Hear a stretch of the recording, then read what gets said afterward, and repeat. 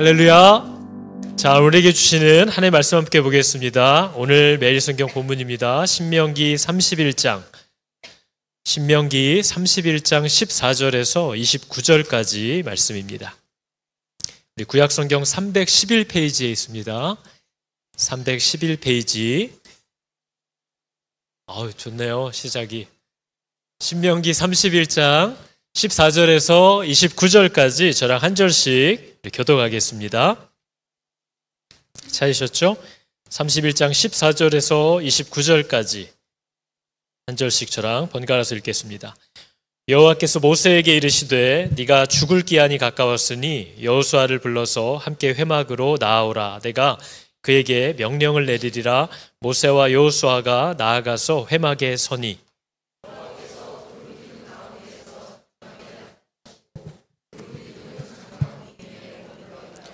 또 여호와께서 모세에게 이르시되 너는 네 조상과 함께 누우려니와 이 백성은 그 땅으로 들어가 음란히 그 땅의 이방신들을 따르며 일어날 것이요 나를 버리고 내가 그들과 맺은 언약을 어길 것이라.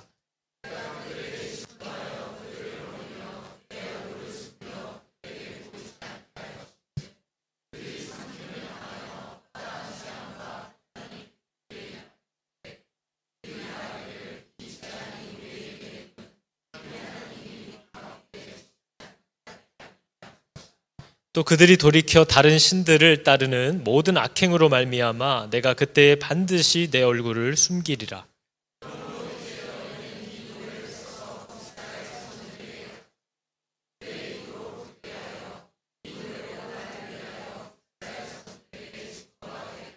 내가 그들의 조상들에게 맹세한 바 젖과 꿀이 흐르는 땅으로 그들을 인도하여 드린 후에 그들이 먹어 배부르고 살찌면 돌이켜 다른 신들을 섬기며 나를 멸시하여 내 언약을 어기리니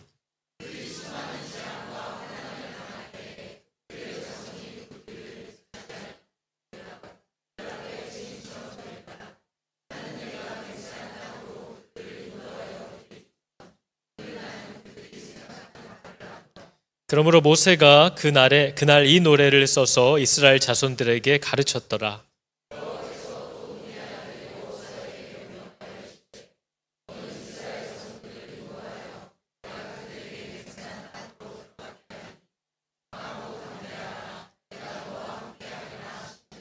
모세가 이 율법의 말씀을 다 책에 써서 마친 후에 이 율법책을 가져다가 너희 하나님 여호와의 언약궤 곁에 두어 너희에게 증거가 되게 하라.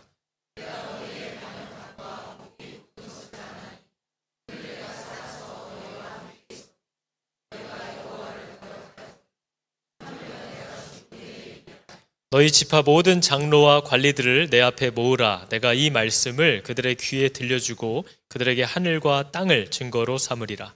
내가 알거니와 내가 죽은 후에 너희가 스스로 부패하여 내가 너희에게 명령한 길을 떠나 여호와의 목전에 악을 행하여 너희의 손으로 하는 일로 그를 경노하게 하므로 너희가 후일에 재앙을 당하리라 하니라. 아멘. 자, 여러분 오늘 말씀을 읽어보면 조금 의아하긴 합니다. 하나님께서 우리들에게 명령하고 가르쳐 주신 내용들을 쫙 정리하고 책으로 다 쓰고요. 또 이거를 잊어버리지 않도록 글을 모르는 문맹들도 전달받을 수 있도록 노래로 만들어서 너희 자녀들에게 대대손손 가르쳐라 이렇게 얘기합니다. 그럼 뭔가 이렇게 잘하기를 바라는 것 같잖아요. 그런데 하나님은 너희들이 그렇게 가르쳐준 대로 나랑 약속을 맺은 대로 살지 않을 것이다 이렇게 그냥 선언을 해버립니다.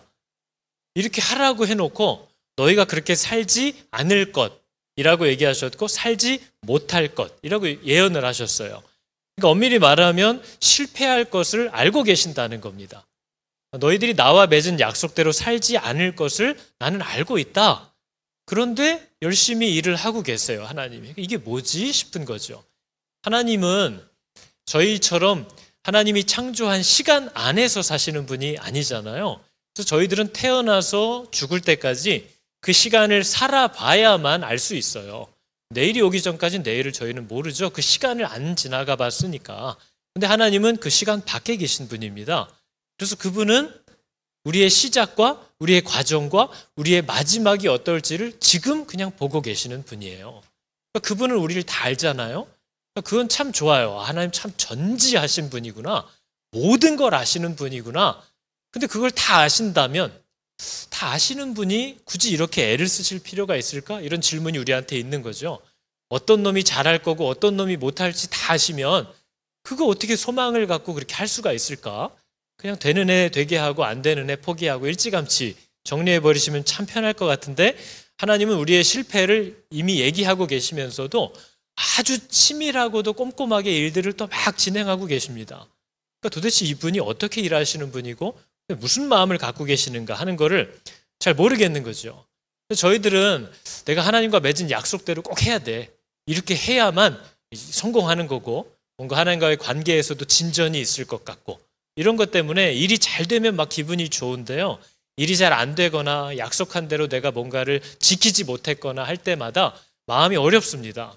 마음이 무너지고 이래서 내가 하나님 앞에 면목이 없는데 이런 생각이 자꾸 드는 거죠.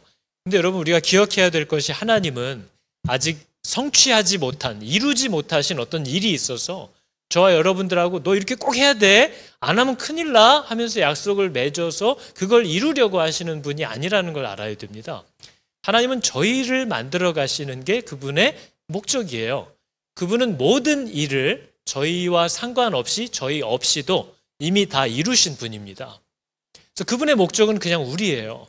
그래서 우리들과 어떤 계약을 맺을 때 너 이거 이번에 꼭 지켜야 된다 아니면 큰일 나 하시는 분이 아니에요. 그래서 하나님은 우리의 성공을 통해서 혹은 우리의 실패를 통해서도 우리를 만들어 가시는 그 일에 아무런 차질을 겪지 않는 분입니다. 우리에게 요구하고 기대하는 게 없는 분이기 때문에요.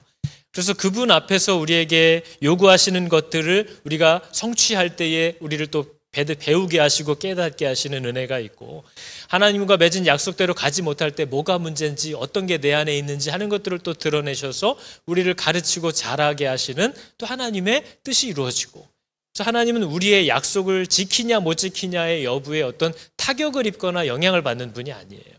그분은 우리의 모든 성공과 실패 모든 걸 통하여서도 우리를 능히 만들어내실 수 있는 분이기 때문에 그것이 그분에게 별다른 큰 의미가 없는 거죠. 그래서 여러분 우리가 구약 성경을 봐도요. 우리가 잘 아는 호세아, 이사야, 예레미야, 에스겔, 아모스, 요엘 많은 선지자들이 있어요.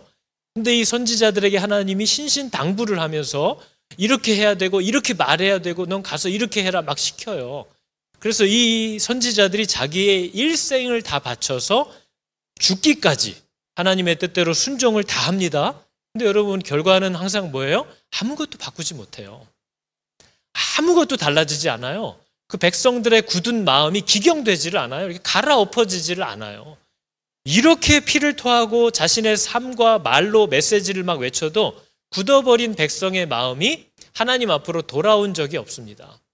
그럼 하나님은 왜 이걸 알면서도 멈추지 않느냐 하는 거죠. 왜 그냥 버려두시지 않을까 하는 의문이 드는 거죠. 그죠? 우리는 종종 하나님이 우리의 아버지시라는 사실을 잘 이해하지 못하고 있는 것 같아요. 하나님이 우리의 아버지가 되신다라는 사실인 거죠. 우리가 여러분 부부도 남자와 여자도요. 그래도 조건을 보면서 이제 서로 사랑을 시작합니다. 키는 180이 넘어야 되고 이런 거 있잖아요. 저 같은 사람은 장가 못 갈 그런 막 조건들이 있어요. 그래서 저 남자가 나를 먹여 살릴 수 있을까? 저 여자가 나랑 있으면 좀 행복할 수 있을까?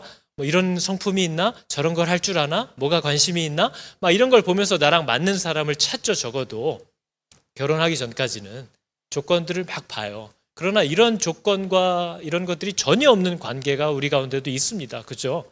부모와 자녀의 관계가 그렇죠. 내 아이가 180이 안 되면 버릴 거예요? 내 아이가 공부 못하면 같이 안 살 거예요? 내 아이가 돈 못 벌면은 얘는 이제 헤어질 거예요?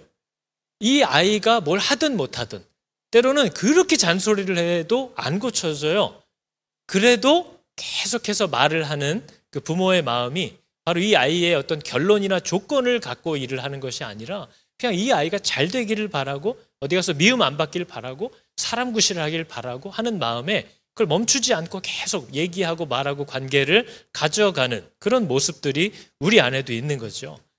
그래서 사람은요, 성경이 우리에게 얘기하려고 하는 건 하나님이 우리에게 요구하시고 나와 맺은 약속대로 사람들이 아무리 살고 싶어 하고 그게 진심이라 할지라도 우리의 힘으로 그걸 못한다라는 사실을 깨닫게 하려고 성경이 우리에게 주어진 거라고 얘기합니다. 우리가 생각하고 결단해도 안 된다. 그래서 이거는 이미 창세기 때 결론이 난 얘기거든요. 저희들은 먹고 살 게 지금 힘들어서 신앙생활 못한다고 변명도 하고, 아이들 키우느라고 내가 신앙생활 못한다고 변명도 하고, 몸이 아파서 내가 신앙생활 못한다고도 변명을 해요. 그러나 창세기가 고발하는 내용은 뭐예요? 그땐 애도 없었고요, 먹고 살 거 걱정할 일도 없었고요, 몸도 건강했어요. 에덴에서는요. 하나님을 섬기기 위해 필요한 모든 것이 존재했던 에덴에서도 타락한 존재가 사람이라는 사실을 알아야 됩니다. 사람은 뭐 때문에 하나님께 순종하지 못하는 게 아니에요. 사람은 하나님께 순종할 수 없는 어떤 환경 때문에 신앙생활을 못하는 게 아닙니다. 사람은 모든 것이 충족된 곳에서도 하나님께 등을 돌렸던 존재예요. 그 사실을 깨닫지 못하면 핑계로 점철된 인생을 살다가 마치는 거예요. 진짜 문제를 발견하지 못할 수 있는 거죠. 근데 우리는 기본적으로 하나님을 따라갈 마음이 없는 존재라는 사실을 알아야 됩니다. 우리는 나 이외에 누군가를 신뢰하지 않는다는 걸 알아야 돼요. 하나님이 나의 행복을 위하여 일하신다는 사실 자체를 믿지 않는다는 사실을 알아야 됩니다. 그래서 이미 그때 얘기가 됐어요. 그래서 에덴에서의 하나님의 결정이 뭐였어요? 얘네 힘으로는 안 된다. 얘는 못한다. 그래서 하나님이 뭘 얘기한 거예요? 메시아를 약속한 거예요. 그냥 내가 해야겠다. 얘에게 부탁하고 얘랑 약속하고 얘랑 새끼손가락 걸어서 될 얘기가 아니라는 거예요. 너희 힘으로 못한다라는 것을 얘기하셨고, 그래서 그리스도를 예비하겠다고 하신 거예요. 그 그리스도는 우리와 약속을 맺고 우리와 협력해서 일하시는 분이 아닙니다. 그리스도는 죽어서 물에 머리를 쳐박고 둥둥 떠내려가고 있는 우리를 그냥 순전히 당신의 힘과 계획으로 붙잡아서 육지로 끌어내 주셔야 하는 분이에요. 우리는 아무것도 할 수 없어요. 손을 잡을 수도 없어요. 그냥 그분이 나를 건지러 오신 분이에요. 그게 이미 예약되어 있어요. 그래서 하나님이 하시는 일이 마치 그와 같아요. 우리가 부모들이 하는 일이 뭐예요? 아이가 태어나면요, 생명이 태어나면 부모들이 하루 종일 하는 일은 먹이고 똥오줌 치우는 일이에요. 왜냐하면 걔가 그걸 못하거든요. 아이가 그걸 스스로 못해요. 생명과 직결된 문제예요. 먹고 싸는 것은. 근데 그걸 자기가 하지 못하기 때문에 부모는 하루 종일 먹이는 거 준비하고 싸면 치우고 씻기고 다시 뽀송하게 입히고. 아이를 안 키워본 분들은 애가 하루에 아침 저녁 2번 똥 싸는 줄 알 거예요 아마. 말도 못하겠습니다. 먹이는 거 이상으로 나와서 이게 어디서 나오는지도 모르겠어요. 뭐가 나오는지를 모르겠어요. 하루에 기저귀를 10번 20번도 갈아야 돼요. 그러니까 하루 종일 하는 게 얘 싼 똥 치우는 일이에요. 얼마 전에 보니까 그 손흥민 축구선수, 손흥민 선수의 아버지 손흥정 씨가 쓴 책 중에 나는 읽고 쓰고 버린다라는 책이 있거든요. 거기 보면 이 손흥정 씨가 리더의 조건에 대해서 이런저런 얘기를 해요. 리더의 조건에 대한 이런저런 얘기를 하다가 그냥 결론을, 하여간 리더는요, 조직원들이 싼 똥을 치울 줄 아는 사람이어야 해요. 누가 쌌냐, 누가 잘못한 거냐, 이걸 가리기 전에 일단 누군가가 싸놓은 이 똥을 일단 치워서, 이 냄새나는 걸 치워서 그 조직원들의 공기부터 쾌적하게 해놓는 사람이어야 한다는 거예요. 우리가 자녀들이 애가 막 똥을 싸고 하면 누가 쌌냐, 언제 쌌냐 하지 않고 엉덩이 짓 무르기 전에 얼른 데려다가 일단 씻겨놔요. 일단 갈아입혀놔요. 배가 고프다 그러면 뭐 먹든 안 먹든 일단 만들어서 먹이면서 얘기를 하는 거죠. 저는 이해가 안 됐던 게, 저희 아내도 그렇지만 저희가 밥 먹고 애를 먹였으면 좋겠어요. 근데 엄마들은 그게 안 돼요. 애를 같이 먹여야 돼요. 나도 배고픈데 얘는 안 고프겠어? 아빠들은 굉장히 냉정하게 그걸 구별할 수 있어요. 내가 먹고 네가 먹어라 할 수 있는데, 엄마들은 꼭 자기 입에 뭐 물고 얘도 물리고 하느라고 진을 다 빼는 거죠. 사랑이 가능하게 하는 일이에요. 하나님이 우리들이 실수할 줄 알아요. 우리들이 스스로 똥오줌 못 가릴 줄 알아요. 우리들이 뭐 먹으라고 이게 몸에 좋은 거야 해도 지가 그거 못 찾아 먹고 지가 그거 지 입에 못 넣는 줄 알아요. 지가 그거 못 씹는 줄도 알아요.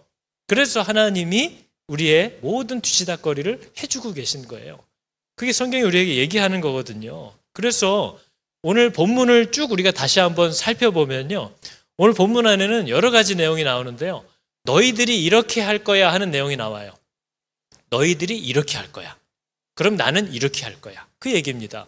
오늘 하나님이 뭐라고 예언을 하시냐면요, 이 백성은 그 땅으로 약속받은 가나안 땅으로 들어가면 음란하게 그 땅의 이방신들을 따르면서 일어날 것이요 나를 버리고 내가 그들과 맺은 언약을 어길 것이다. 하나님이 알아요. 기저귀 갈아주면 거기다 또 쌀 거라고 알아요, 하나님이. 그러면서 또 뭐래요? 너희가 스스로 그들이 먹어 배부르고 살찌면 돌이켜서 다른 신들을 섬기고 나를 멸시하고 내 언약을 어길 거래요. 하나님이 알아요. 또 넘어질 줄 알아요. 또 뭐래요? 너희가 스스로 부패하여 내가 너희에게 명령한 길을 떠나 하나님의 눈앞에서 악을 행하면서 네 손으로 하는 일로 나를 경노하게 할 줄을 하나님이 아신대요. 또 뭐래요? 나는 내가 너희들에게 약속하고 맹세한 대로 가나안 땅에 너희들을 인도하여 집어넣기 전에 이미 나는 너희들의 생각하는 바를 안다. 너희들이 무슨 생각하는지 안다는 거예요. 지금은 뭐 아쉽고 궁핍하고 난처하니까 하나님 감사합니다 하고 이렇게 들어가지만 난 네 머릿속에 뭐가 들어있는지 다 안다. 하나님이 얘기하고 계세요. 그러면서 뭐래요? 내가 너희의 반역함과 목이 곧은 걸 안다. 니네가 나랑 약속을 맺었지만 그렇게 안 할 거라는 걸 안다는 거예요. 그렇게 못할 거라는 걸 내가 이미 알고 있다는 거예요. 그러니까 여러분 뒤에 또 설명을 하겠지만 하나님과의 약속이 깨지고 내가 하나님께 드린 약속들을 지키지 못하면서 스스로 좌절할 때 너무 낙심하지 말라는 겁니다. 하나님은 다른 의도가 있어요. 그렇게 실패하게 하고 넘어지게 하는 것을 보게 하시는 다른 목적이 있어요. 그러니까 너무 그것 때문에 뒤로 물려가고 관두고 이러느니 안 하는 게 나, 이러느니 안 믿는 게 나 하지 말라는 거예요. 그게 하나님이 목적하는 거예요. 바로 그렇게 넘어지게 하려고 하신다는 거예요. 그러면서 하나님은 그럼 얘네들이 말 안 듣고 약속도 분명히 안 지킬 걸 아시지만 그럼 당신이 어떻게 해주시겠다고 오늘 얘기하는 거예요? 그분은 네가 그럴 때마다 내 얼굴을 숨기겠대요. 하나님의 얼굴은 복이에요, 복. 그래서 그분이 얼굴을 돌리고 숨기면 우리의 삶에 문제가 생겨요. 그래서 네가 그렇게 약속을 벗어나서 죽이는 길로 가기 시작하면 내가 내 얼굴을 숨길 거래요. 그래서 너에게 보이지 않게 할 거래요. 그러면 당장의 사람들에게 어떤 일이 일어나요? 어려운 일이 일어나요. 그러면 그들이 무슨 얘기를 하기 시작할 거래요? 비로소 정신 차려서 이 재앙이 우리에게 내림은 우리 하나님이 우리 가운데 계시지 않은 까닭이 아닌가? 하고 불안하면서 다시 제정신이 돌아오기 시작하게 하실 거래요. 그러면서 그들이 혹시 돌이켜서 다른 신들을 따르는 모든 악행으로 말미암아 나를 떠나게 되면 그게 그들에게 복이 아니라 저주거든요. 그거 위험하니까 하지 말라고 한 건데 글로 가면 내가 그때에 반드시 내 얼굴을 숨겨주겠대요. 그러니까 여러분 우리 인생에 하나님이 나에게서 얼굴을 치우시는 것 같은 일이 있어요. 그게 저주라는 거예요? 복이라는 거예요? 그게 심판이라는 거예요? 사랑이라는 거예요? 너 그러다 큰일 나니까 그럴 낌새가 보이면 내가 내 얼굴을 숨기겠대요. 그래서 너의 삶에 문제가 있다는 걸 깨닫게 해줄 거래요. 이거 내가 하나님과의 약속에서 벗어나서 이런 건가 하는 불안감에 또 휩싸이게 도와주시겠대요. 왜냐하면 그렇게 계속 가면 진짜 죽으니까. 그러면서 이렇게 약속합니다. 너는 이 노래를 쓰래요. 이 노래가 뭐예요? 하나님이 주신 율법의 내용들이에요. 그래서 여러분 율법은 노래로 많이 불러요.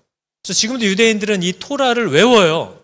그리고 우리가 잘 아는 시편도 노래예요, 다. 그래서 시편에 나오는 가끔 줄줄줄 얘기하다가 쉘라 이렇게 나온 게 뭐예요? 한음 높여서, 소리 높여서 이런 뜻이에요. 다 노래로 지었어요. 여러분 저희 교회 올 때마다 아이가 셋이니까 세 놈이 노래를 부릅니다.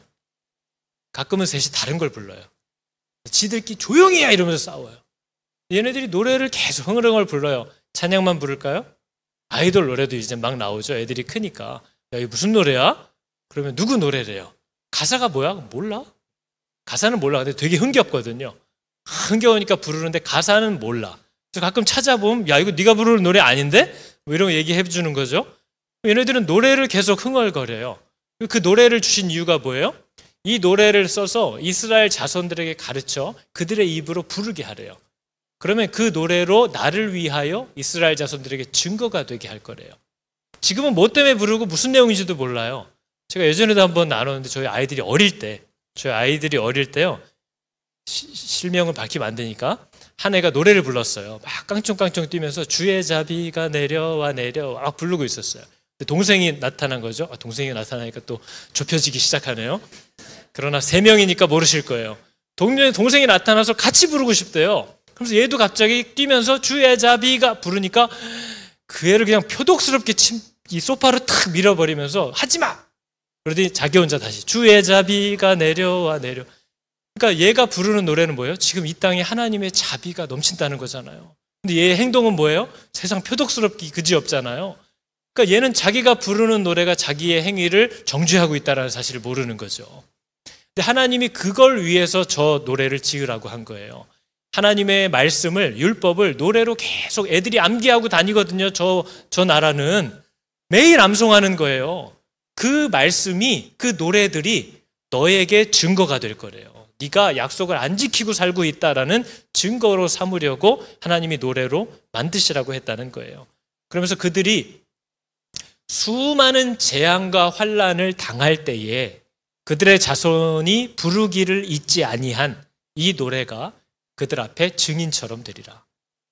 와, 가만히 있어봐. 이 노래를 어느 순간 듣다 보니까 그 뜻이 거기에 있구나 하는 게 지금 내 망가진 삶을 정죄한다라는 걸 안다는 거예요. 내가 하나님으로부터 멀어졌구나. 내가 하나님으로부터 떠나고 있구나 하는 것을 고발하는 증인이 되게 하려고 그것을 얘기했대요. 그러면서 이렇게 모세에게 명령합니다. 모세가 이 율법의 말씀을 다 책에 써서 마친 후에 그것을 언약궤를 매는, 예배를 집도하는 레위 사람들에게 명령하여서 이 율법책을 가져다가 하나님 여호와의 언약궤 곁에 두어서 평생의 증거가 되게 하래요. 언약궤는 여러분 하나님의 임재를 상징하는 거예요. 우리의 예배와 같아요. 하나님이 함께 하시는 것. 근데 하나님이 함께 하시는 이 예배, 임재에는 뭐가 항상 곁에 있어야 되는 거예요? 하나님의 율법, 그 말씀이, 하나님과 내가 맺은 약속이 하나님과 나와 함께하는 자리에 늘 같이 있어야 된다는 거예요. 그걸 기억하게 하라는 거죠. 왜 기억하게 하래요? 그렇게 못 산다는 걸 깨닫게 한다는 거예요. 내 안에 선한 게 없다는 걸 기억하게 한다는 거예요. 그래서 여러분 진짜 하나님의 말씀대로 살려고 애쓰고 진짜 하나님의 말씀을 늘 가까이 하면서 살아가는 것을 힘쓰는 사람들은요, 늘 마음이 눌린다는 사실을 아셔야 됩니다. 왜냐하면 이 말씀이 나에게 비추어질 때 내가 그 말씀에 합당하지 못하다는 사실을 발견할 수밖에 없어요. 그리고 이 율법이 얘기하는 이 선함이 내 안에 없다라는 걸 알거든요. 행동은 하고 있어요. 교회에서도 뭐 하고 있고 밖에서도 이렇게 하고 있고 돈도 그렇게 쓰려고 하고 있고 말도 한마디 예쁘게 하려고 하고 있어요. 근데 성경이 말하는 그 행위만이 아니라 그 정신이 내 안에 없다라는 걸 내가 계속 보거든요. 그러니까 내가 가식같이 느껴지는 거예요. 내가 정말 억지로 하고 있는 것 같이 느껴지는 거예요. 내가 마치 하나님과 함께 살고 말씀대로 살려고 애쓰지만 하나도 바뀐 게 없다라는 그 결론에 도착하게 되는 거예요. 그게 성경이 가지고 있는 목적이에요. 그게 율법이 우리에게 바라는 목적이에요. 내가 그렇게 할 수 없구나. 내 안에 그런 게 없구나 하는 사실을 발견하게 하려고. 그래서 모든 율법은 내가 죄인이라는, 하나님의 영광에 다다르지 못하는 존재라는 사실을 깨닫게 하려고 기록되어 있고, 내가 이 하나님과의 약속을 혼자는 절대 지키지 못한다는 사실을 고백하게 하려고 우리에게 전달된 선물이라는 겁니다. 그러니까 성경을 읽으실 때마다 마음이 눌리는 거 맞아요. 그게 맞는 거예요. 성경을 읽고 신앙생활을 할수록 나는 신앙생활을 이렇게 오래 했는데도 아무것도 바뀐 게 없어요. 하나님, 나는 하나님의 뜻대로 살 힘이 없어요. 내 안에 선함이 없어요. 내 힘으로 바뀔 수가 없어요. 라는 고백을 하게 만들려고 이 율법이 우리 앞에 왔다는 거예요. 그러니까 여러분, 우리의 그 좌절감이 정상이에요? 비정상이에요? 정상이에요. 그래야 돼요. 바로 그런 좌절감에 눌리게 하려고 그 말씀이 우리에게 임하고 있다는 겁니다. 예전에 유기성 목사님이 자기가 시간을 가지면서 그 당시 하나님이 주셨던 말씀들을 받고 있는데 너무 생각과 다른 말씀들이 와서 힘들었던 경험을 적어 놓으신 것이 있었어요. 그걸 제가 한번 읽어봤는데 이렇게 돼 있어요. 며칠째 숨을 쉬기 힘들 만큼 강한 다름을 받는 것 같습니다. 하나님이 내 미래에 대해서 말해주시는 것 같이 느껴지는데 너무 큰 충격이라 마음이 정리가 되질 않습니다. 뭐라고 하시는 것 같냐면요, 그 당시 임했던 말씀들의 대부분이 지금 뭔가 목사님도 계획해서 준비하고 교회를 위하여, 사람들을 위하여, 주의 나라를 위하여, 선교를 위하여 좋은 계획들을 세우고 시작하고 있잖아요. 근데 하나님이 주시는 말씀들은 계속해서 그게 반드시 이루어질 거라고 생각하지 말아라 하는 말씀이라는 거예요. 잘 될 것이라고 기대하지 말아라. 기대했던 일들이 이루어지지 않을 수 있다. 큰 낭패를 볼 수 있다. 이런 말씀들만 자꾸 임하더라는 겁니다. 그러니까 목사님의 마음에 대번에 이런 질문이 있는 거죠. 안 될 거라면, 실패할 수 있을 거라면, 낭패를 볼 수 있을 거라면 내가 왜 모든 걸 포기하면서까지 힘을 써서 사역을 해야 됩니까? 실패할 게 뻔하다면, 그리고 뻔히 실패할 게 보인다면 이거를 애써서 할 어떤 의욕이 내 안에 있을 수가 있습니까? 되게 고통스러운 시간이었다는 거예요. 근데 이게 마음이 가뜩이나 불안하고 힘들어 죽겠는데 말씀이 거기서 안 멈추고 그때 계속해서 임하는 또 읽어지는 말씀들이 이 세상은 완전한 하나님의 나라가 아직 이루어지지 않았기 때문에 이 세상에서 완전한 하나님의 그 나라를 볼 수는 없다. 그럼에도 너는 계속 순종할 수 있느냐 하는 질문들을 계속 주시는 것 같더래요. 내 눈에는 실패하고 변하는 게 하나도 없는 것처럼 보일지라도 그리스도께서 명령하시는 대로 순종하고 교회를 세워가는 일을 너는 계속 할 거냐? 믿고 사랑했던 이들이 배신하고 돌아설지라도 너는 계속 순종하고 그들을 사랑하려고 할 거냐 하는 감당할 수 없는 질문을 계속해서 던지십니다 하는 거죠. 그러면서 이렇게까지 물어봤다는 거예요. 이게 정말 하나님이 주시는 말씀입니까? 근데 결론은 그때도 계속 뒤에도 임했던 말씀은 결국 수고하고 욕을 먹어라. 고생하고 비난과 조롱을 받아라. 네가 그것을 알고 가야 한다 하는 말씀들을 주시더래요. 근데 여러분 이 말씀들을 이 목사님이 나중에 생각해 보니까 이게 특이한 말씀이 아니었다라는 걸 알았다는 거죠. 자기가 예수를 처음 믿을 때 했던 고백처럼 누구든지 나를 따라오려거든 자기를 부인하고 이 좁은 문을 열고 그 좁은 길을 지나가고 사람들에게 오해받고 외면받고 버림받는 그 주인이 가신 길을 우리도 우리 십자가를 지고 따라가야 한다는 바로 그 말씀 그대로인데 내가 이 말씀을 정말 건성으로 듣고 있었다는 사실을 그날 알았다는 거예요. 그리고 하나님의 뜻대로 교회를 위하여 하나님의 나라를 위하여 무슨 일을 계획하면 그게 꼭 성공하고 잘 돼야 한다라는 자기 생각에 빠져 있었다는 거예요. 그래서 나도 성공과 내가 하나님께 순종하고 애쓴 만큼의 보상을 향한 욕망이 내 안에 꽤 크게 있다는 사실을 아셨다는 거죠. 그래서 결론이 그거였어요. 내가 하나님 나라의 일을 하고 어떤 좋은 계획을 했다 할지라도 그게 이루어져야 하는 게 목적이 되는 순간 주인이 달라진다는 거예요. 그래서 내가 나에게 이미 모든 것을 주시고 나를 알아주시는 오직 그 예수님을 따라가는 것, 그 예수님께 그냥 매일 순종하는 것이 내 목적이 된 사람만이 그분을 따라갈 수 있는 줄 알았습니다. 얘기하는 거예요. 여러분은 실패할 게 뻔한 일도 하실 수 있습니까? 여러분의 가정이 안 바뀌어요. 안 바뀔 거라고 하나님이 가르쳐 주세요. 여러분의 남편이 안 바뀔 거예요. 여러분의 아내가 안 바뀔 거예요. 여러분의 자식이 안 바뀔 거예요. 어쩌면 그 아이가 예수를 끝까지 안 믿다 갈 수도 있을지 몰라요. 그래도 너는 그 집에서 그 사람들을 위한 예수 그리스도의 사람이 되어줄 수 있냐는 하나님의 요청에 아멘으로 대답할 수 있겠냐는 거예요. 여러분 그러면 왜 해야 되나요? 안 될 게 뻔히 알아도. 우리는 지금 모르니까 혹시나 싶어서 하잖아요. 근데 만약에 안 된다고 해도 안 된다고 하시면 왜 해야 되는 거죠? 누구를 위한 거죠? 여러분 소망이 없고 바뀌지 않을 세상에 이 일을 하신 분이 하나님이에요.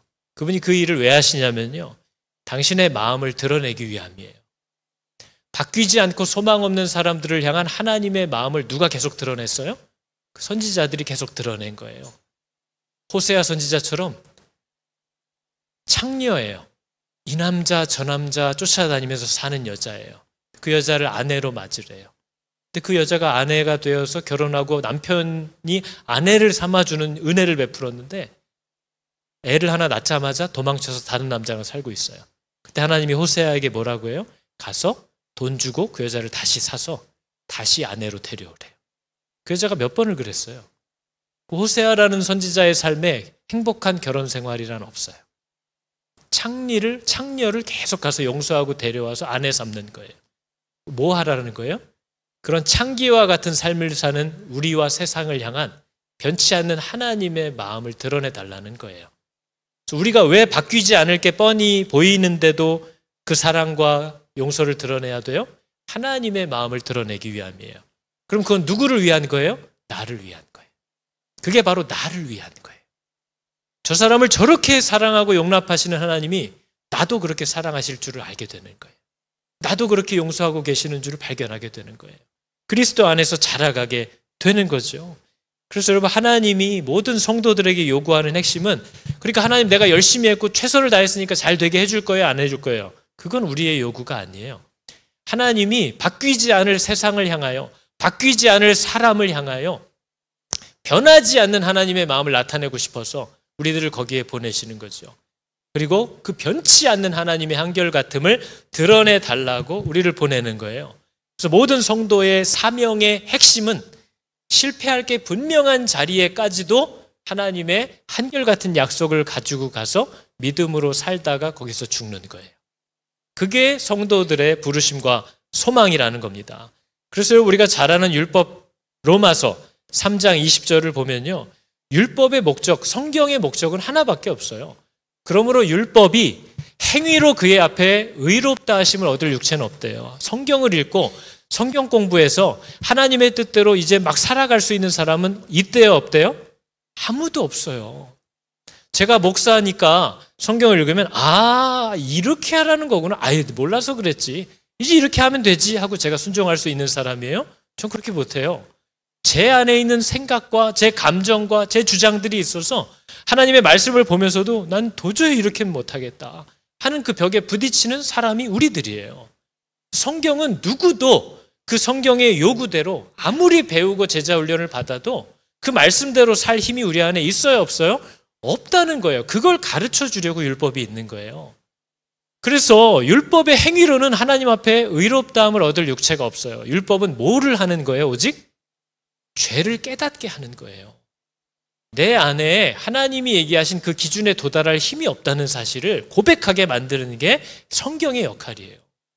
그러니까 우리가 아무리 신앙생활을 오래 하고 그렇게 내가 성경 공부를 하고 성경을 100독, 200독을 했는데도 집에 들어가서 남편을 대하는 내 이 저주받은 입술을 보면 바뀐 게 하나도 없고, 하여튼 누구를 향해서 승질을 내놓고 용서하라는 하나님의 말을 몰라서 내가 용서를 안 해요? 안 되는 거예요. 이게 안 되는 거예요. 그래서 저 성경이 나를 계속 정죄하고 있는 거죠. 네 힘으로 안 되지 하는 것을 발견하게 하고 있다는 거예요. 그럼 왜 그런 일을 하나님이 하실까요? 로마서 7장 7절을 보면요, 율법의 역할은 나를 구원하는 게 아니에요. 율법이 없었으면 내가 뭐가 죄인지도 몰랐을 거예요. 율법이 탐내지 말라 하지 않았다면 내가 왜 탐내는 게 죄인지를 몰랐을 거다. 미워하지 말라라는 얘기를 율법이 안 했으면 내가 왜 나한테 못되게 구는 사람 미워하는 게 죄인지 난 몰랐을 거다. 저 율법은 뭐가 죄인지를 나에게 깨닫게 해주기 위해서 있대요. 그래서 저 율법의 역할이 이런 거래요. 전에 율법을 몰랐을 때는, 하나님의 말씀을 몰랐을 때는 내가 이 정도면 잘 사는 줄 알았어요. 내가 이 정도면 나만큼만 살라고 그래라 이러고 살았어요. 근데 계명이, 율법이 내게 가까이 임하니까 죄가 다 살아나기 시작해요. 이것도 죄였어? 맞네? 이것도 하나님 앞에서 죄네 하는 것들이 다 살아나서 나는 죽을 수밖에 없는 존재인 줄 알았다는 거예요. 내가 죄인이라는 걸 뭐가 깨닫게 해줘요? 계명과 율법과 나와의 거리가 깨닫게 해줘요. 하나님의 말씀이 멀리 있을 때는 이 정도면 당연히 잘 사는 줄 알았어요. 근데 그 말씀이 가까이 오니까 짓눌려요. 내가 안 되는 존재인 줄을 이제 알았어요. 내가 하나님의 도움이 없이는 이걸 못하는 존재인 줄을 이제 깨달았어요. 그래서 여러분, 이걸 깨닫게 된 사람들에게 바울이 로마서에 얘기한 그 복음이 등장하는 겁니다. 율법이 들어온 것은 범죄를 더하게 하려 함이에요. 더 죄짓고 살게 만든다는 게 아니고요. 이미 내 안에 있는 모든 넘치는 죄들이 다 드러나게 한다는 거예요. 하나님의 말씀은. 그래서 저것을 깨달았어요. 그랬더니 바울이 이런 고백을 합니다. 율법 외에 하나님의 한 의가 나타났대요. 그 의가 뭐냐면 이미 율법과 선지자들에게 다 증거를 받은 거래요. 예수 그리스도를 믿는 것, 그분의 권세에 복종하는 것, 그분에게 순종하며 사는 것, 그게 모든 자에게 미치는 하나님의 의니 차별이 없대요. 우리 모든 사람들은요, 다 죄를 범하여서 하나님의 영광에 이를 수가 없어요. 아무리 성경을 배우고 알아도 순종할 수 없어요. 오직 그리스도 예수 안에 있는 죄사함으로 말미암아 하나님의 은혜로 값없이 의롭다함을 얻는 자가 되었다. 이 얘기를 하는 거죠. 근데 바울이 이걸 깨달았대요. 바울이 저와 여러분이 고민하는 그걸 드디어 깨달았다는 거예요. 잘 들어보세요. 그러므로 내가 한 법을 깨달았나니 선을 행하기 원하는 나에게 악이 함께 있는 것이로다. 내가 하나님을 모를 땐 몰랐어요. 근데 하나님의 말씀을 받고 보니까 이 말씀이 옳다라고 하면서도 내 마음대로 살고 싶어하는 악이 내 안에 동시에 있다는 거예요. 내가 이제 구원받고 거듭나서 내 속사람으로는 하나님의 법을 즐거워하게 되었는데 여전히 내 이 육신 속에서는 한 다른 법이, 내 마음대로 살고 싶어하는 그 내 마음의 법이 하나님의 뜻대로 살고 싶어하는 법과 싸워서 내 육신의 죄의 법으로 계속 나를 사로잡아 가는 것을 발견했대요. 그러니까 뭐예요? 바울이 지금 뭘 깨달은 거냐면요, 하나님의 은혜를 받고 내가 이제 뭐가 죄인지도 알았고 누가 나를 건지실 분인지도 알았는데 내가 하나님의 뜻을 깨달았으면 이제 그렇게 살 수 있을 줄 알았는데 하나님을 발견하고 하나님의 뜻을 알아도 내 육신의 욕망을 이길 힘이 내 안에 없다는 걸 깨달았다는 거예요. 하나님을 배워도 하나님의 뜻을 알아도 그 뜻대로 살 힘이 내 안에 여전히 없다라는 사실을 깨달았다는 거예요. 이상한 게 아니라는 거예요. 그러면서 우리가 아는 그 유명한 고백을 하는 거예요.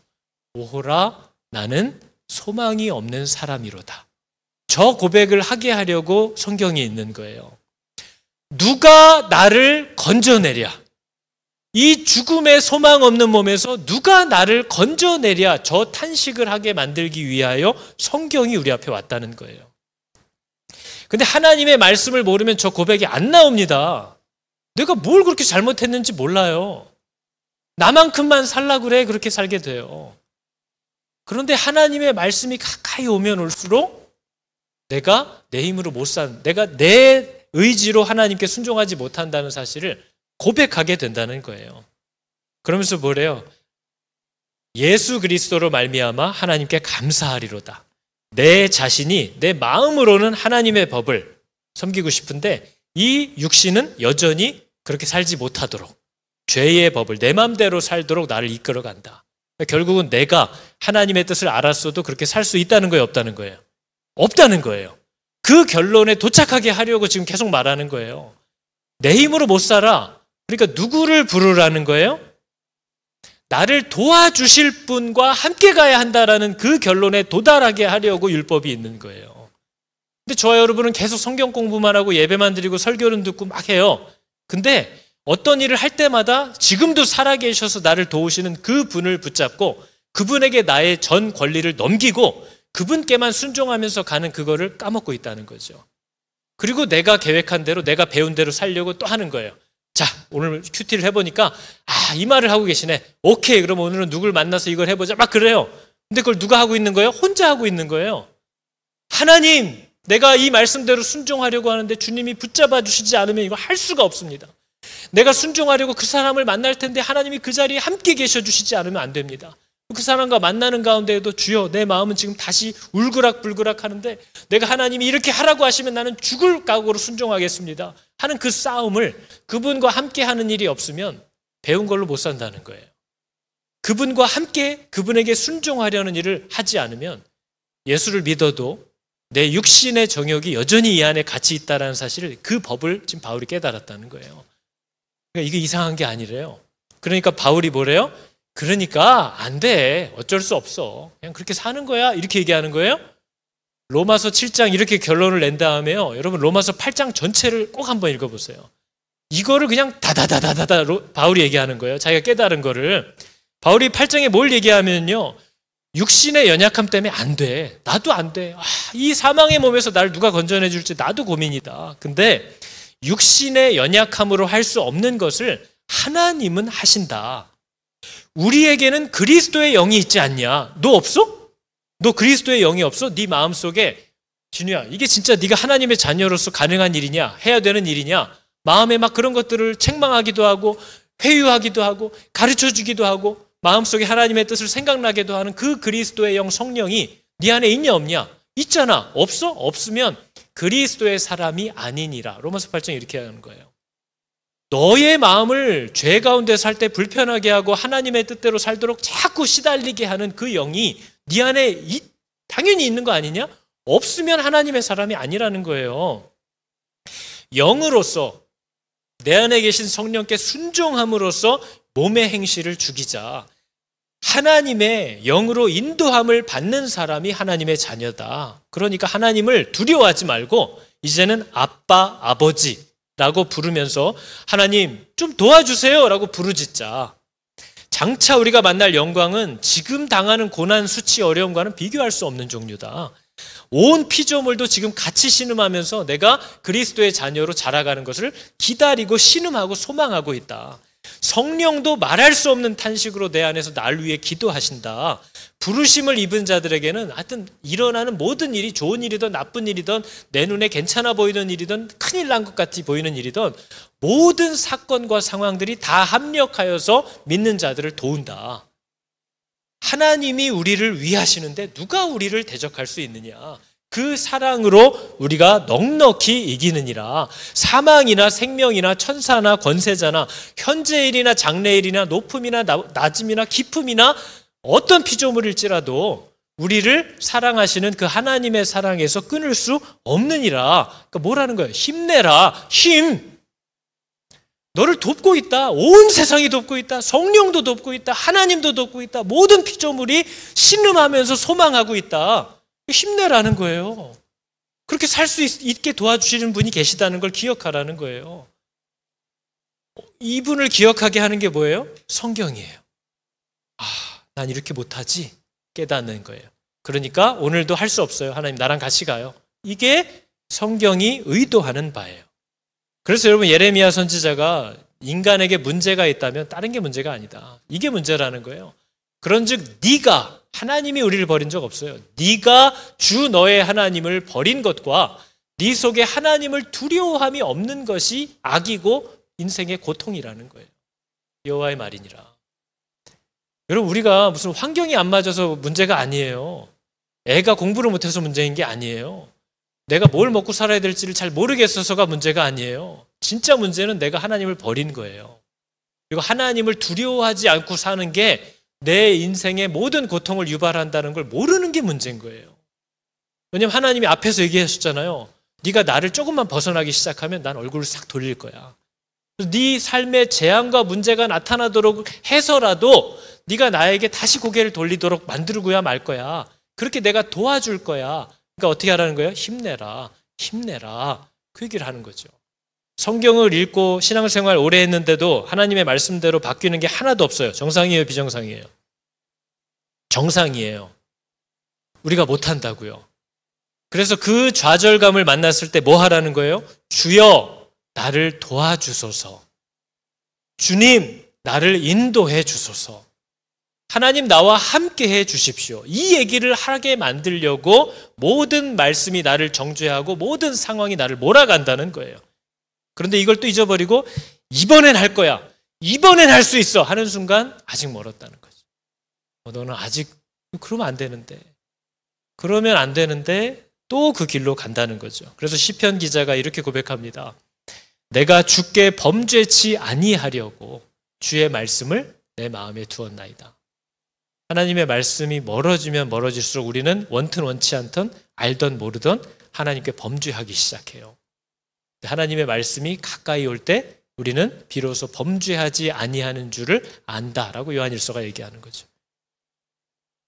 여러분 혹시 성경을 너무 멀리 하신 지 오래되셨나요? 그럼 여러분이 아무리 세상 착하게 살고 내가 뭐 어디 돌아다니나 애들 픽업해주고 집에만 있지 그래도 열과 성을 다해서 아주 부지런히 하나님 앞에 범죄하는 삶을 살고 있는 줄을 아셔야 됩니다. 그러나 아무리 자빠지고 넘어지고 실수하고 사고쳐서 주변 사람들한테 말을 많이 듣는다 해도 내가 늘 하나님을 가까이 하고 하나님을 의지하려고 하면 하나님은 그 사람에게 죄 있다고 하지 않아요. 그 사람을 의롭다고 합니다. 그리고 그를 받아주시는 거죠. 여러분 우리가 오직 주의 사랑에 매여 이 찬양은 다 아는 찬양입니다. 근데 이 찬양의 가사 내용이 뭐예요? 내 힘으로 가고 있는 게 아니에요. 오직 주님의 사랑에 붙잡혀서 끌려가고 있다는 거죠. 주께서 주신 모든 은혜 나는 정말 말로 다 할 수가 없다. 그냥 내 영혼은 오직 즐거이 주를 따르렵니다. 그리고 주께 내 삶을 드리기 원합니다. 이 고백밖에는 사람이 하나님 앞에서 할 수 있는 게 없습니다. 말씀을 읽으면서 늘 소망을 갖고 수많은 계획을 짜고 야 이게 다 하나님 좋으라고 하는 일이지 하나님도 나 없으면 손해야. 얼마나 많은 길을 돌아가야 될지 모르겠어요. 그런 분들은. 가끔 저한테 그런 얘기 하시는 분이 있어요. 목사님, 목사님이랑 같은 비행기 타서 너무 좋아요. 목사님은 할 일이 많으니까 하나님이 사고 안 나게 할 거 아니에요. 너는 나 때문에 죽을 것 같은데. 저는 아무리 봐도 이번 비행기가 제 마지막 비행기인 것 같이 느껴지거든요. 제가 제 삶을 돌아볼 때 하나님이 이쯤은 치셔야 돼요. 이쯤 치셔야 될 때예요. 그래서 비행기로 딱 하나님이 깔끔하게 보내실 수도 있겠구나 하는 생각이 들어요. 그래서 비행기 탈 때 기도를 오죽 많이 합니다. 주여 마지막이 되더라도 모든 삶을 다 돌아봅니다. 예전에 얘기하지 않았나요? 저는 비행기 탈 때마다 방도 다 정리해요. 어디를 갈 때마다 다 정돈해요. 이게 마지막이 될 수 있으니까. 하나님이 없으면 손해보는 사람은 아무도 없습니다. 하나님이 없으면 손해보는 사람만 있어요. 그래서 그 하나님이 우리에게 아무것도 요구하지 않습니다. 우리를 건져주시겠다는 거예요. 그럼 넌 뭐 하라는 거예요? 내 영 기뻐 노래합니다. 그거예요. 그게 하나님이 우리에게 받으시는 유일한 찬양이에요. 우리로 하여금 우리의 필요를 하나님께 요구하게 하고 우리의 필요를 채워주실 때 그것을 감사하는 것. 그게 우리에게 기대하는 영광이에요. 부모가 자녀에게 뭔가를 해주고 사랑하는 사람이 서로에게 뭔가를 해주고 우와 고마워 하는 것을 바라는 것처럼 하나님이 우리에게 바라는 예배는 하나님 너무 감사해요. 그게 하나님이 우리에게 찾는 유일한 예배입니다. 그건 누구나 다 할 수 있잖아요. 그건 누구나 다 할 수 있잖아요. 그건 키 150도 할 수 있어요. 몸무게 90도 할 수 있어요. 예쁘던 못생기던 할 수 있어요. 직업이 있던 없던 다 할 수 있어요. 능력이 있던 없던 그건 다 할 수 있어요.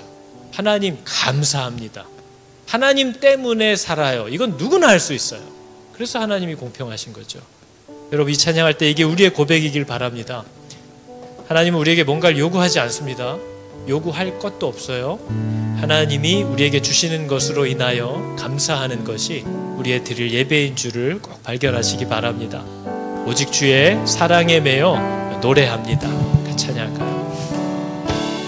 오직 주의 사랑에 매여 내 영 기뻐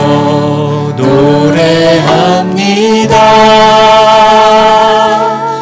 이 소망의 언덕 기쁨의 땅에서 주께 사랑 드립니다. 주의 임재 안에 오직 주의 임재 안에 갇혀 내 영 기뻐 찬양합니다. 이 소명의 언덕 거룩한 땅에서 주께 경배드리 주께서 주신 모든 은혜 주께서 주신 모든 은혜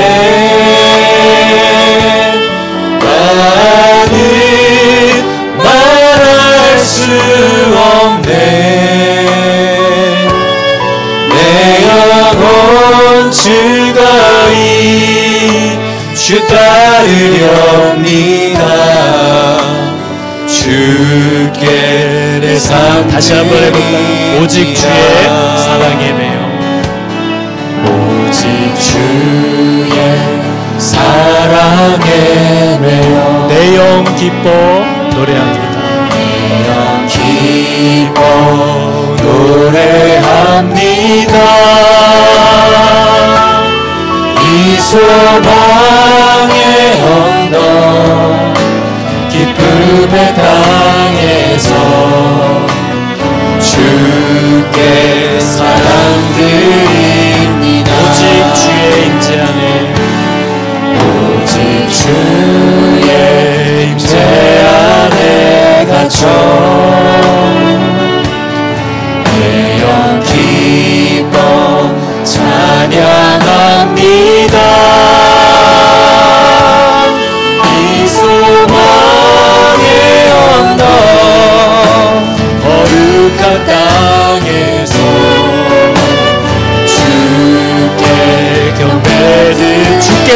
주신 모든 은혜, 주께서 주신 모든 은혜 많은 말할 수 없네. 내 영혼 즐거이 주 따르렵니다. 주께 내 삶 주께서 주신 모든 은혜, 주께서 주신 모든 은혜 나는 말할 수 없네. 내 영혼 즐거이 주 따르렵니다. 다시 한번 할까요? 주께서 우리에게 주신 모든 은혜를 말로할 수 없습니다. 주께서 주신 모든 은혜 나는 말할 수 없네. 내 영혼 즐거이 주 따르렵니다. 주께 내 삶 드리 내 영혼 즐거이 주 따르렵니다. 내 영혼 즐거이 주 따르렵니다. 주께 내 삶 드립니다. 우리 시간 함께 기도할 텐데 여러분, 이 시간 기도할 때에 하나님 말씀을 읽을 때에 여전히 내게 소망을 두고 말씀을 읽을 때에 여전히 내가 할 수 있고 해야 한다라는 잘못된 결론에 도달하는 일이 없도록 하나님을 찾으라고 한 거지, 하나님과 함께 가라고 한 거지. 주여 나를 도우소서, 하나님 나와 함께 하여 주시옵소서. 하나님이 이 모든 길에서 내게 명하시는 대로 그것이 내 기대와 다를지라도 그저 하나님께 순종하면서 가야 한다라는 이 진리와 사실에 도착하게 하여 달라고, 하나님 말씀을 읽을 때에 내가 못하고 혼자 못한다는 사실을 발견하게 하여 주시고, 나의 소망 없음에 부딪힐 때마다 누가 나를 이 사망의 자리에서 건져내랴 다시 그리스도께 돌아가 엎드려 복종하고 순종하기를 시작하는 아버지 그러한 은혜를 누리게 하여 달라고 시간 주여 한번 크게 부르짖고 함께 기도하며 나아가도록 하겠습니다. 주여, 하나님 나를 도와주시옵소서. 하나님 내가 아무리 배우고 외우고 노래를 하여도 내 힘과 결단으로 할 수 없음을 깨닫게 하여 주시옵소서. 하나님 내 안에 하나님을 향한 선한 마음과 하나님이 가르쳐 주신 대로 나아가고자 하는 열정이 있을지언정 그렇게 갈 수 있는 힘이 내 안에 없고 하나님의 말씀대로 살 능력이 내 안에 없음을 고백합니다. 하나님 이미 알고 계시고 이미 그것이 나에게 가르쳐 주십니다. 그 하나님의 사랑과 하나님의 인도하심을 가질 수 있도록 하나님 날마다 깨어 나의 능력 없음을 얘기하고 그 앞에 엎드려 하나님의 도움을 간절히 구하고 주의 손을 붙잡기를 힘쓰는 하나님 그런 말씀과 믿음의 사람들 지도록 가도록 하나님 날마다 그리스도를 고백하는 자들이 되게 하여 주시고 날마다 우리의 삶의 구원자를 부르는 자들이 되게 하여 주시고 날마다 하나님께 순종하는 것만이 우리의 능력이시고 깨달아 아는 자에게 다 되게 하여 주시옵소서. 하나님 나의 연약함을 긍휼히 여기사 오직 주 예수 그리스도 안에 살게 하시는 하나님의 그 사랑과 능력과 도우심을 막노하는 저희들이 되게 하여 주시옵소서.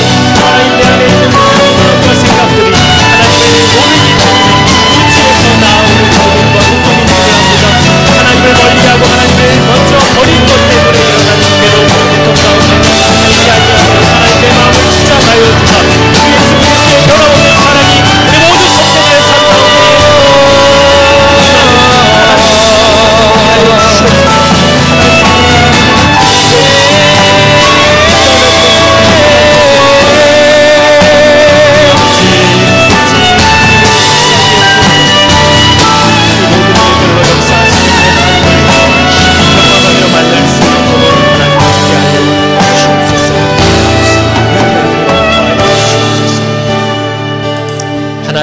하나님 참 소망을 주시기 위하여 엉뚱한 길로 달릴 때마다 우리 앞에 절망을 두시는 하나님의 사랑과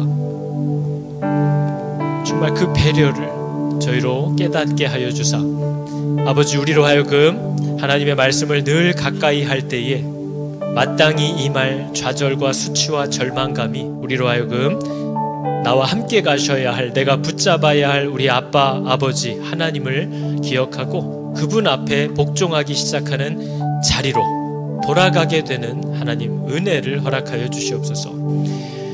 내가 주인 되어서 하나님의 말씀을 내 유익함을 따라 사용하는 자가 되지 아니하고 살아계신 하나님 앞에 나아가 내 기대와 방향과 다를지라도 이 문제에 대하여 하나님께 복종하기를 결단하고 순간순간 인도하시는 하나님의 인도하심에 순종하기를 애쓰기 시작하는 참 성도들이 다 되게 하여 주시옵소서. 아무리 교회를 오래 다니고 하나님의 말씀을 주야로 묵상하지만 내가 혼자 주인 되어서 나의 계획과 뜻과 힘대로 사람들의 도움으로만 이 일들을 행하려고 했던 나의 교만함을 회개하오니 주여 살아계시어서 지금도 우리와 함께 계시고 우리를 돕겠다 하신 그 하나님 앞에 나아가 무릎 꿇고 하나님께 이 일들을 아뢰고 그에 대한 하나님의 결정과 인도하심을 따르기 시작하는 참 성도들이 다 되게 하여 주시옵소서. 여호와는 내게 복을 주시고 너를 지키시기를 원하며 여호와는 그의 얼굴을 비추사 은혜 베푸시기를 원하며 여호와는 그 얼굴을 너에게로 향하여 드사 평강 주시기를 원하노라. 아멘.